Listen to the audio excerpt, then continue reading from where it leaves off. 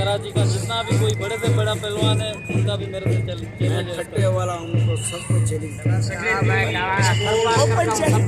और मैं मलाकड़ा टीवी वाला हूँ, सबका चैलेंज देखूंगा और रिकॉर्ड करूंगा।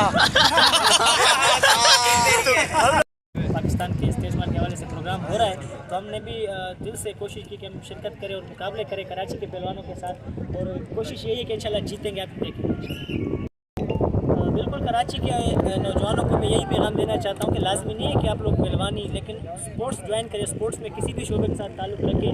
या स्पोर्ट्स एक ऐसी चीज़ है जो बंदे को नशे से, फालतू घूमने से, टाइम ज़ाया करने से बचाती है, तो सेहतमंद बनाती है। मुझे तो 6 साल हुए मैं मुकाबले करता हूँ और ख़ानदानी पहलवान हूँ। अबू भी पहलवान थे, चाचू पहलवान थे, बड़े जो चाचे के बेटे थे वो पहलवान थे। अब मैं पहलवानी करता आ रहा हूँ। अल्हम्दुलिल्लाह सिंध में हमारे बहुत ऐसे नौजवान हैं जो मुश्किल से मुश्किल है, मतलब सिंध के पूरी जो भी ये टैलेंट है पहलवान एक दूसरे से बढ़कर है। किसी एक का नाम नहीं ले सकते क्योंकि सिंध सारा मालो माल है इस टैलेंट से। जी तो मैंने पहले ही आपको बताया कि सिंध में कोई पहलवान ऐसे है नहीं, क्योंकि बंदा जब बचपन से मेहनत करता हुआ आता है एक मंजिल तक पहुंचने के लिए, खुद को यहाँ पे पहुंचाता है, मतलब आम ज़िंदगी से पहलवानी की ज़िंदगी में आता है तो वो कुछ ना कुछ बनकर आता है। वो फिर ईजी नहीं होता, तो उससे हराने के लिए आपको दिलो जान मतलब पसीना बहाना होगा, कोशिश करनी है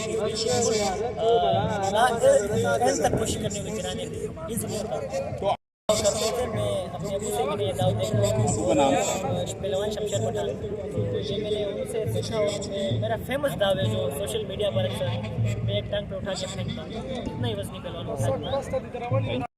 कराची में टेक्स मार्च के हवाले से मुख्तलिफ सिर्फ के जो गेम है जिसमें रस्साकशी हो गई, कबड्डी हो गई, हमारी पहलवानी मलाकड़ा हो गई, कुश्ती हो गई, उसके बाद एक परेड हुआ, बहुत सारे गेम हैं जो हम आपको बारी बारी दिखाते जाएंगे। आइए हमारे साथ।